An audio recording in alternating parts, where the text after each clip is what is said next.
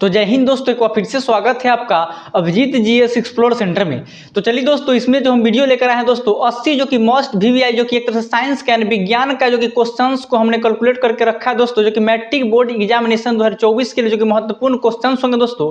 जो कि 80 क्वेश्चंस जो कि मेरा साइंस का जो कि विज्ञान का जो कि चौथा वीडियो डाला गया है, जो कि मेरे चैनल पर अभिजीत जीएस एक्सप्लोर सेंटर पर, और फेसबुक पेज भी इसी नाम से दोस्तों चलिए हम बारी बारी से क्वेश्चंस को करेंगे और साथ ही साथ आप जो कि दिमाग में क्वेश्चंस को एक ही बार बैठाने का कोशिश कीजिएगा। तो चलिए दोस्तों, पहला क्वेश्चन आपके स्क्रीन पर आएगा। तो पहला क्वेश्चन आपके स्क्रीन पर है दोस्तों, यहाँ पे जो पहला क्वेश्चन है कि अवतल दर्पण की फोकस दूरी उसकी वक्रता त्रिज्या की होती है। तो अवतल दर्पण की जो फोकस दूरी होती है वक्रता त्रिज्या की क्या होती है?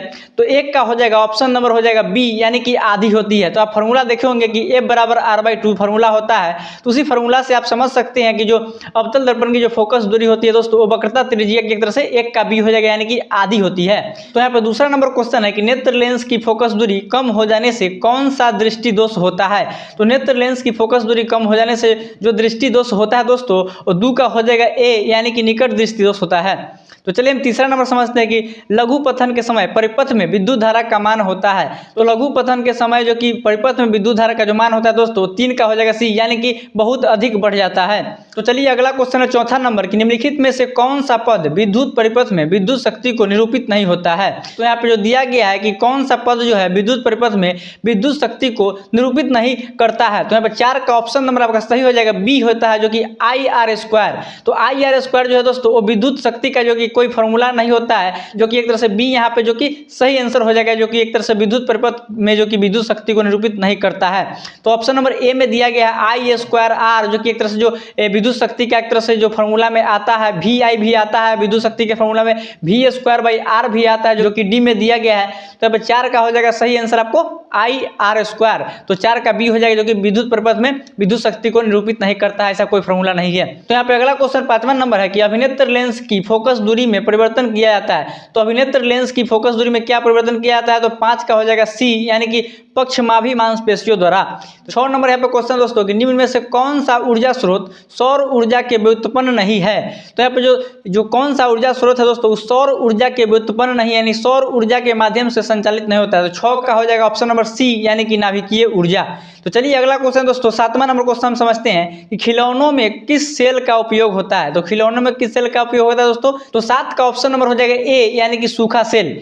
चलिए हम 8वां नंबर समझते हैं कि प्रकाश की किरणें गमन करती है। तो प्रकाश की किरण जो गमन करती है दोस्तों, 8 का हो जाएगा ए, यानी कि सीधी रेखा में करती है। 9वां नंबर है कि निम्नलिखित पदार्थों में कौन चालक है? तो यहाँ पर जो दिया गया है जो पदार्थ, उसमें कौन चालक है? तो 9 का हो जाएगा डी, यानी कि लोहा जो है दोस्तों वो चालक है, और बाकी बात जो है दोस्तों कुचालक के उदाहरण है। 10 में है किसी वस्तु का प्रतिबिंब नेत्र के किस भाग पर बनता है? किसी वस्तु का जो प्रतिबिंब बनता है दोस्तों, नेत्र के किस भाग पर बनता है? तो 10 का हो जाएगा बी, यानी कि रेटिना पर बनता है।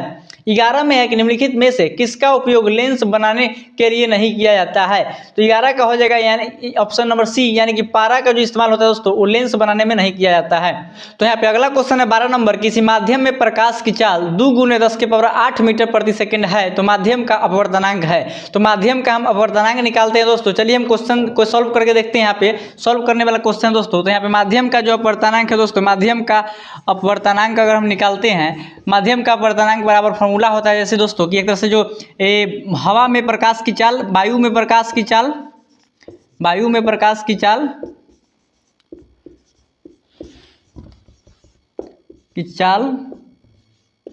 बटा माध्यम में प्रकाश की चाल।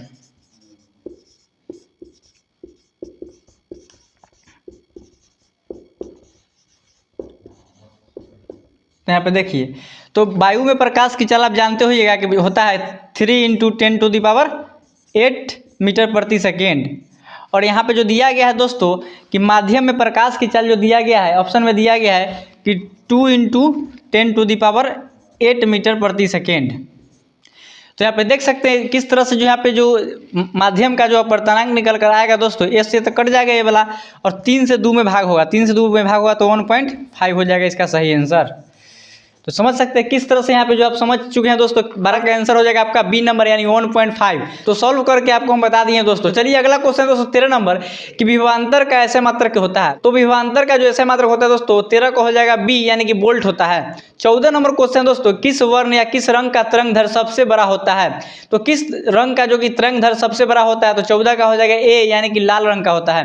15 में है कि अवतल दर्पण की फोकस दूरी होती है। तो अवतल दर्पण की जो फोकस दूरी होती है दोस्तों वो ऋणात्मक होती है, 15 का हो जाएगा ए। तो चलिए अगला क्वेश्चन दोस्तों 16 नंबर की किसी अवतल दर्पण की फोकस दूरी एफ और उसकी वक्रता त्रिज्या आर है तो निम्नलिखित में कौन सा संबंध सही है। तो 16 का ऑप्शन नंबर आप बी देख सकते हैं, आर बराबर 2f यानी कि एफ बराबर r/2 या आर बराबर 2f यहाँ पे दिया गया है। तो 16 का हो जाएगा बी नंबर सही हो जाएगा। तो चलिए अगला क्वेश्चन 17 नंबर की न्यूक्लियस शब्द किनके द्वारा दी गई। तो न्यूक्लियस शब्द किनके द्वारा दी गई, तो 17 का हो जाएगा ऑप्शन नंबर ए यानी कि रॉबर्ट ब्राउन के द्वारा एक तरह से न्यूक्लियस शब्द को दिया गया। 18 में है कि निम्न में से कौन अनवीकरणीय ऊर्जा का स्रोत नहीं है। तो यहाँ पे जो ऑप्शन में दिया गया है पेट्रोलियम, कोयला, बायोगैस और प्राकृतिक गैस। तो यहाँ पे कौन है जो कि एक तरह से अनवीकरणीय ऊर्जा का स्रोत नहीं है। तो यहाँ पे 18 का हो जाएगा सी यानी कि बायोगैस जो है दोस्तों वो ऊर्जा का नवीकरणीय संसाधन है, ना कि अनवीकरणीय संसाधन है। तो यहाँ पे 18 का हो जाएगा सी आपका सही यानी बायोगैस। चलिए 19 में समझते हैं कि स्विच लगाए जाते हैं। तो स्विच कहाँ लगाए जाते हैं दोस्तों, तो 19 का हो जाएगा बी यानी कि गर्म तार में लगाए जाते हैं। तो चलिए अगला क्वेश्चन 21 नंबर की टिंडल प्रभाव प्रदर्शित करता है। तो टिंडल प्रभाव किसको प्रदर्शित करता है दोस्तों, तो 21 का हो जाएगा डी यानी कि प्रकाश के प्रकीर्णन को। चलिए आगे समझते हैं 22 में कि कार्य करने की क्षमता को कहते हैं। तो कार्य करने की क्षमता को क्या कहते हैं दोस्तों, तो 22 का हो जाएगा सी यानी कि ऊर्जा कहते हैं। 23 में है कि उत्तल दर्पण में प्रतिबिंब बनता है। तो उत्तल दर्पण में जो प्रतिबिंब बनता है दोस्तों 23 का हो जाएगा बी यानी कि आभासी बनता है। तो यहाँ पे अगला क्वेश्चन दोस्तों 24 नंबर की यहाँ पे दिया गया है कि प्रकाशिक माध्यम कितने प्रकार के होते हैं। तो प्रकाशिक माध्यम जो होते हैं दोस्तों 24 का हो जाएगा सी यानी कि 3 प्रकार के होते हैं, यानी कि पारदर्शी, अपारदर्शी और पारभासी। तो चलिए अगला क्वेश्चन दोस्तों 25 नंबर की यहाँ पे दिया गया है कि डायनेमो परिवर्तित करता है। तो डायनेमो जो परिवर्तित करता है दोस्तों 25 का हो जाएगा आपको यहाँ पे बी यानी कि यांत्रिक ऊर्जा को विद्युत ऊर्जा में। तो यहाँ पे अगला क्वेश्चन दोस्तों 26 नंबर के किसी कार का अग्रदीप में प्रयुक्त दर्पण निम्नलिखित में से कौन होता है। तो यानी कि कार के हेडलाइट में जो दर्पण लगे रहते हैं कौन सा दर्पण होते हैं दोस्तों, 26 का हो जाएगा आपको ए यानी कि अवतल दर्पण होते हैं। चलिए 27 में किस रंग का विचलन न्यूनतम होता है। तो किस रंग का विचलन न्यूनतम होता है, तो 27 का ऑप्शन नंबर ए हो जाएगा यानी कि लाल का होता है। चलिए 28 में है कि अभिक्रिया CuO+H2 और Cu+H2 में किसका उपचयन होता है। तो यहाँ पे 28 का हो जाएगा बी यानी कि H2 का हो रहा है उपचयन। तो चलिए हम आगे समझते हैं 29 में कि सोडियम की संयोजकता क्या है। तो सोडियम की जो संयोजकता है दोस्तों 29 का हो जाएगा आपको ए यानी कि 1 होता है। तो चलिए अगला क्वेश्चन दोस्तों 30 नंबर की संगमरमर का रासायनिक सूत्र है। तो संगमरमर का जो रासायनिक सूत्र है दोस्तों 30 का हो जाएगा ऑप्शन नंबर ए में है यानी कि CaCO3 यानी कि कैल्शियम कार्बोनेट, जो कि एक तरह से संगमरमर का रासायनिक सूत्र है। तो 30 का ऑप्शन नंबर ए सही हो जाएगा। चलिए 31 में समझते हैं कि कौन सी गैस ओजोन परत में छेद के लिए उत्तरदायी है। तो 31 का हो जाएगा सी यानी कि क्लोरोफ्लोरोकार्बन। चलिए 32 में कि आवर्त सारणी में कितने वर्ग हैं। तो आवर्त सारणी में जो वर्ग है दोस्तों 32 का हो जाएगा डी यानी कि 18 वर्ग हैं। 33 में कि फेरस सल्फेट क्रिस्टल का रंग होता है। तो फेरस सल्फेट क्रिस्टल का जो रंग होता है दोस्तों 33 का हो जाएगा बी यानी कि हरा होता है। तो यहाँ पे अगला क्वेश्चन है 34 नंबर की आधुनिक आवर्त सारणी में कौन सा आवर्त अभी तक अधूरा है। तो आपको स्क्रीन पर आप देख सकते हैं। तो ऑप्शन में दिया गया है कि तीसरा आवर्त, प्रथम आवर्त, छठा आवर्त और 7वां आवर्त। तो 34 का हो जाएगा डी यानी कि 7वां आवर्त जो है दोस्तों एक तरह से जो अभी तक अधूरा है। चलिए 35 में है कि COOH अभिक्रियाशील मूलक को क्या कहते हैं। तो COOH अभिक्रियाशील मूलक को जो कहते हैं दोस्तों 35 का हो जाएगा बी यानी कि कार्बोक्सिलिक अम्ल कहते हैं। तो चलिए दोस्तों अगला क्वेश्चन है 36 नंबर। यहाँ पे दिया गया है कि अभी तक ज्ञात तत्वों की संख्या कितनी है। तो अभी तक जो तत्व ज्ञात है दोस्तों उसकी संख्या जो दोस्तों 36 का ऑप्शन नंबर हो जाएगा ए यानी कि 118। तो चलिए दोस्तों अगला क्वेश्चन है 37 नंबर की यदि किसी तत्व की परमाणु संख्या 12 है तो उसकी संयोजकता क्या होगी। और किसी तत्व की जो परमाणु संख्या 12 है दोस्तों तो संयोजकता निकालने यानी कि वैलेंसी निकालने का जो कि आसान तरीका होता है दोस्तों, जैसे कि नोबुल एलिमेंट से हम लोग जो कि वैलेंसी आसानी से निकाल सकते हैं। जैसे कि नोबुल एलिमेंट आप जानते होगा कि जिसका एक तरह से जो परमाणु संख्या होता है दोस्तों 2, 10, 18, 36, 54, 86। तो इस एलिमेंट के माध्यम से दोस्तों किसी भी तत्व का हम वैलेंसी निकाल सकते हैं आसानी से। और साथ ही साथ जो कि शॉर्ट फॉर्म में अगर इलेक्ट्रॉनिक विन्यास लिखना होता है किसी भी तत्व का तो हम नोबुल एलिमेंट का इस्तेमाल करके आसानी से उसका इलेक्ट्रॉनिक विन्यास शॉर्ट फॉर्म में निकाल सकते हैं। तो यहाँ पे जो यदि किसी तत्व की जो परमाणु संख्या 12 है तो 12 जो कि है तो 10 से 2 ज्यादा है। तो यहाँ पे जो नोबल एलिमेंट हो गया नियॉन का होता है परमाणु संख्या 10 होता है, तो नियॉन है नोबल एलिमेंट, तो नोबल एलिमेंट के बराबर अगर उसका एक तरह से जो परमाणु संख्या हम उड़ा देंगे और कितना छोड़ रहा है इलेक्ट्रॉन, कितना त्याग रहा है, तो ही उसका वैलेंसी हो जाएगा। यानी कि जो समझिए कि परमाणु संख्या हो गया यहाँ पे 12 और 10 पर आने के लिए इस 2 इलेक्ट्रॉन का त्याग करना पड़ेगा परमाणु संख्या 12 वाले एलिमेंट का, तो 2 इलेक्ट्रॉन जो त्याग करता है उसी को हम संयोजकता यानी कि वैलेंसी बोलते हैं। तो 37 का ऑप्शन नंबर हो जाएगा बी, यानी कि जो परमाणु संख्या 12 वाले का जो वैलेंसी होगा संयोजकता होगा वो ऑप्शन नंबर बी में दिया गया है 2 होगा। चलिए 38 में कि पेंसिल बनाने में कार्बन के किस अपरूप का उपयोग किया जाता है, तो पेंसिल बनाने में जो कार्बन के अपरूप का उपयोग किया जाता है दोस्तों 38 का हो जाएगा आपको सी, यानी कि ग्रेफाइट का किया जाता है। 39 में कि सिनेबार अयस्क है, तो सिनेबार जो अयस्क है दोस्तों 39 का हो जाएगा सी, यानी कि पारा का यानी कि Hg का।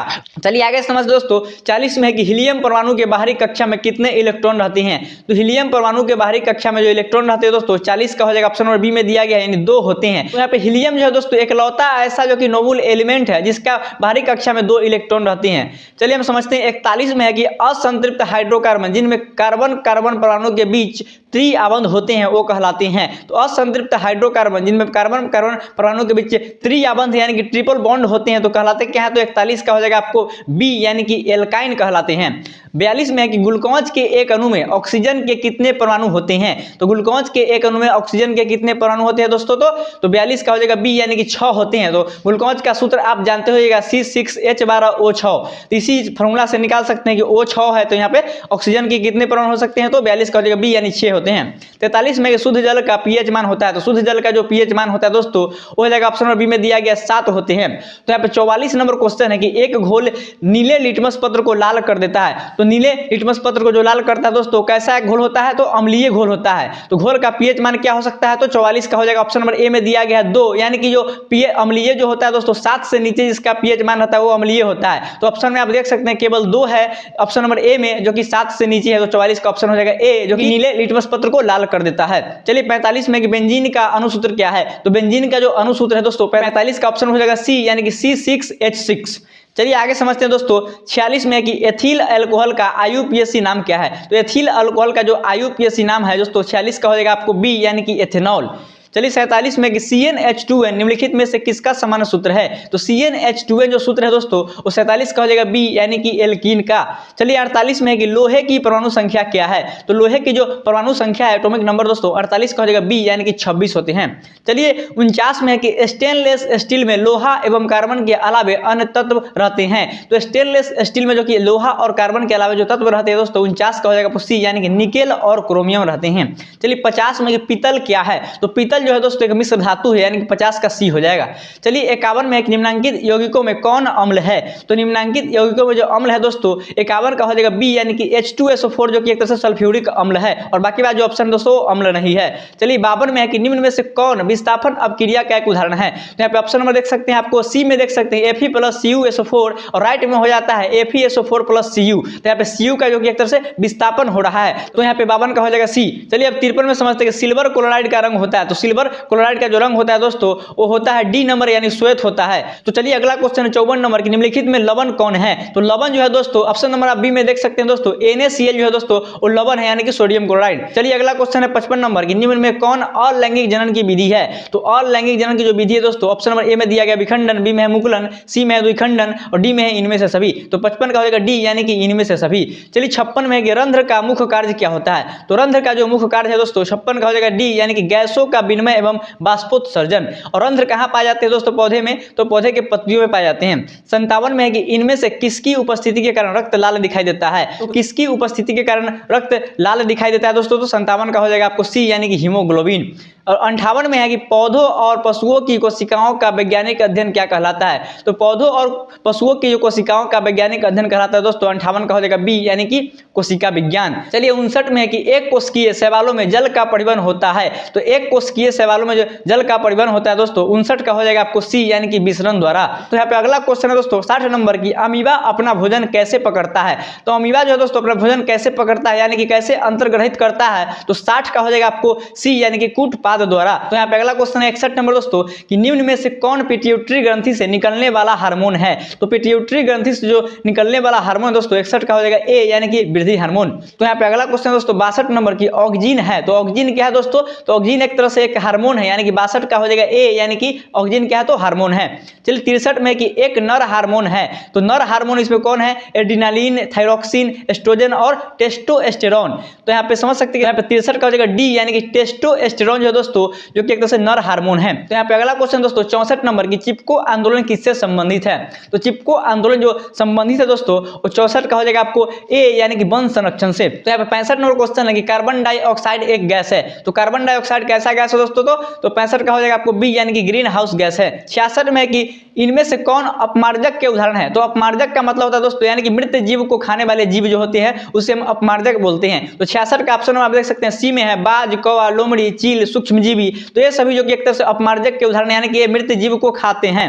चलिए 67 में है कि मनुष्य में एंटीजन ए और बी रक्त में कहाँ पाए जाते हैं। तो मनुष्य में जो कि एंटीजन ए और बी कहाँ पाए जाते हैं दोस्तों, तो 67 का हो जाएगा सी यानी कि आरबीसी के सतह पर। चलिए अब 68 में है कि मनुष्य के सूंघने की क्षमता को नियंत्रित करता है। तो मनुष्य के जो सूंघने की क्षमता को नियंत्रित करता है दोस्तों 68 का हो जाएगा बी यानी कि घ्राणेन्द्रिय पाली। घ्राणेन्द्रिय पाली जो कि एक तरह से मनुष्य में सूंघने की क्षमता को नियंत्रित करता है। अगला क्वेश्चन दोस्तों 69 नंबर कि मनुष्य के आहार नाल में अवशेषी अंग है। तो मनुष्य के आहार नाल में जो अवशेषी अंग है दोस्तों 69 का हो जाएगा बी यानी कि अपेंडिक्स। और यहाँ पे अगला क्वेश्चन दोस्तों 70 नंबर कि कौन सी गैस वैश्विक ऊष्मन के लिए उत्तरदायी है। तो कौन सी गैस वैश्विक ऊष्मन के लिए उत्तरदायी है दोस्तों, 60 का हो जाएगा ए यानी कि कार्बन डाइऑक्साइड। चलिए 71 में कि पित्त रस कहाँ से स्रावित होता है। तो पित्त रस जो स्रावित होता है दोस्तों वो 71 का आपको हो जाएगा बी यानी कि यकृत से यानी कि लीवर से। अगला क्वेश्चन दोस्तों 72 नंबर की कौन सा अभिलक्षण वंशागत नहीं है। तो कौन सा अभिलक्षण वंशागत नहीं दोस्तों, तो 72 का ऑप्शन नंबर हो जाएगा आपको यहाँ पे देख सकते हैं ऑप्शन में दिया गया कि आंख का रंग, चमड़ी का रंग, शरीर का आकार और 72 का हो जाएगा डी यानी कि बाल की प्रकृति। तो बाल की प्रकृति जो है दोस्तों वो वंशागत अभिलक्षण नहीं है। देख सकते हैं किसी भी फादर का अगर बाल घुंघरैला है या किसी भी प्रकार का, तो ऐसा जरूरी नहीं है कि बेटा का भी बाल उसी तरह का होगा जो कि पिता का जिस तरह का बाल है। तो यहाँ पे समझ सकते हैं कि 72 का डी हो जाएगा। तो यहाँ पे 73 का दोस्तों किस जीव में हीमोग्लोबिन नहीं होता है। तो किस जीव में हीमोग्लोबिन नहीं होता है, तो 73 का हो जाएगा बी यानी कि मक्खी में। तो कीट प्रजाति के जो जीव होते हैं दोस्तों उसमें हीमोग्लोबिन नहीं होता है। तो 73 का आपको बी हो जाएगा यानी कि मक्खी होते हैं। मक्खी एक तरह से कीट ही है। तो चलिए 74 नंबर क्वेश्चन दोस्तों निम्नलिखित में कौन ट्रिप्सिन एंजाइम का कार्य है। तो ट्रिप्सिन एंजाइम का कार्य दोस्तों 74 का हो जाएगा सी यानी कि प्रोटीन का पाचन करना। तो यहाँ पे अगला क्वेश्चन 75 नंबर की मुख्य गुहा में आहार का कौन सा भाग का पाचन होता है। तो मुख्य गुहा में आहार का कौन सा भाग पाचन होता है दोस्तों, तो 75 का हो जाएगा बी यानी कि कार्बोहाइड्रेट का। चलिए 76 में है कि ऑक्सीजन का वाहक कौन है। तो ऑक्सीजन का जो वाहक है दोस्तों 76 का हो जाएगा सी यानी कि आरबीसी जो है दोस्तों रेड ब्लड काउंट जो कि ऑक्सीजन का वाहक है। चलिए 77 में दिया गया है कि रक्त में शर्करा का स्तर नियंत्रित करता है। तो रक्त में जो शर्करा का स्तर नियंत्रित करता है दोस्तों 77 का आंसर हो जाएगा डी यानी कि इंसुलिन। तो इंसुलिन जो कि निकलता है दोस्तों, इंसुलिन कहां से निकलता है, तो अग्न्याशय से जो कि एक तरह से रिलीज होता है इंसुलिन। यही जो कि एक तरह से जो इंसुलिन की कमी से जो कि मधुमेह रोग होता है यानी कि डायबिटीज यानी कि शुगर होते हैं। चलिए 78 में है कि आयोडीन की कमी से कौन सा रोग होता है। तो आयोडीन की कमी से जो रोग होता है दोस्तों 78 का हो जाएगा ए यानी कि घेघा रोग होते हैं। तो यहाँ पे अगला क्वेश्चन है 79 कि पौधे में भोजन किस रूप में जमा होता है। तो पौधे में भोजन किस रूप में जमा होता है दोस्तों, तो 79 का हो जाएगा सी यानी कि स्टार्च के रूप में जमा होता है। तो यहाँ पे 80 नंबर क्वेश्चन है लास्ट क्वेश्चन की प्रसिद्ध पुस्तक द माइक्रोग्राफिया किनके द्वारा लिखी गई थी। तो 80 का हो जाएगा डी यानी कि रॉबर्ट हुक द्वारा द माइक्रोग्राफिया पुस्तक लिखी गई थी। तो इस तरह से समझ सकते हैं दोस्तों कि हमने जो कि इस वीडियो में 80 जो कि मोस्ट इंपोर्टेंट जो कि विज्ञान का साइंस का क्वेश्चन जो कि करेक्ट किया, जो कवर किया, जो कि मैट्रिक बोर्ड एग्जामिनेशन 2024 के लिए महत्वपूर्ण है दोस्तों। तो आज के लिए दोस्तों इतना ही। इसी के साथ हम इस सेशन को एंड करना चाहते हैं। इसके साथ जय हिंद जय भारत।